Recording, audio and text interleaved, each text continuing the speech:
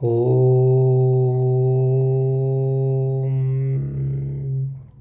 ఓం శ్రీమాత్రే నమః. శ్రీ లలితా సహస్రనామ స్తోత్రం 78వ శ్లోకం. భక్తిమత్కల్పలతికా పశుపాశ విమోచనీ సంహృతా శేషపాషండా సదాచార ప్రవర్తిక. భక్తిమత్కల్పలతిక,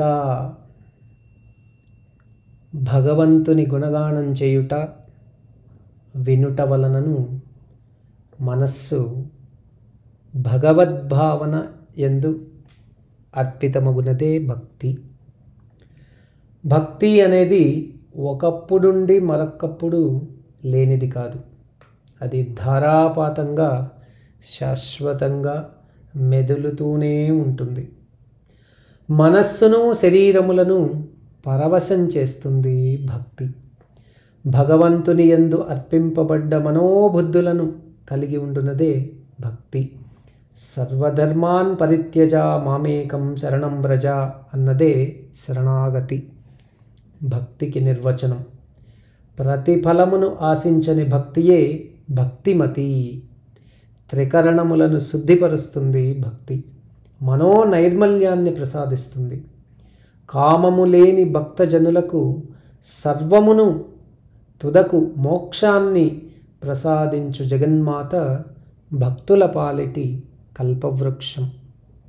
అందుకే పరమేశ్వరి భక్తిమత్కల్పలతికా. ఓం ఐం హ్రీం శ్రీం భక్తిమత్కల్పలతికాయై నమః. పశుపాశ విమోచని. శరీరం ఆత్మగా భ్రమించడం, మమకారం, ద్వేషములు దుఃఖానికి కారణాలు. మాయా కర్మ గుణత్రయములు జీవిని బాధించు పాశములు, అజ్ఞానకారకములు. మృత్యువు కలిగినట్టి ప్రతి జీవి కూడా పశువుగా పిలువబడుతోంది. అజ్ఞానం, అవిద్య అన్నవి జీవిని జనన మరణ చక్రమందు బంధిస్తూ ఉన్నాయి, పశువుగా నిలబెడుతూ ఉన్నాయి. అలాంటి అజ్ఞానం, అవిద్య అనుబంధముల నుండి జీవిని విడిపించి ముక్తిని ప్రసాదించున్నది పరమేశ్వరి. అందుకే అమ్మ పశుపాశ విమోచని. ఓం ఐం హ్రీం శ్రీం పశుపాశ విమోచిన్యై నమః.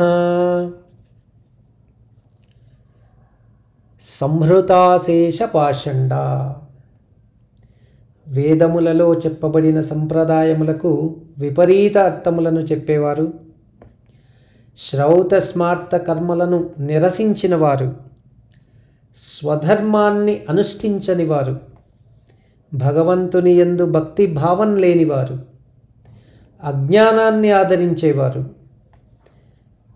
వీరందరూ పాషండులు, నీతిబాహ్యులు, సదాచారములను నశింపజేసేవారు.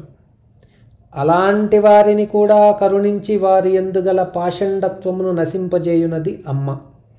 నాస్తికవాదాన్ని సమూలంగా నశింపజేయునది జగన్మాత.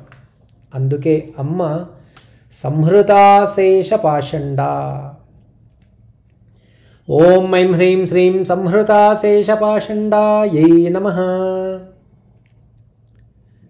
సదాచార ప్రవర్తిక. పరిత్రాణాయ సాధూనాం వినాశాయ చ దుష్కృతాం అన్నట్లు వేదాలను ఉద్ధరించి వేద సాంప్రదాయములను వివరించి ప్రవచించునది వేదమాత గాయత్రి. జగత్తునందు సదాచారములను ఉద్ధరించి దురాచారములను నాశనం చేయునది జగన్మాత. సర్వమానవాళినే కాకుండా సర్వదేవతాగణములను కూడా సదాచారములందు ప్రవర్తింపజేయు అమ్మ సదాచార ప్రవర్తిక. ఓం ఐం హ్రీం శ్రీం సదాచార ప్రవర్తికాయై నమః.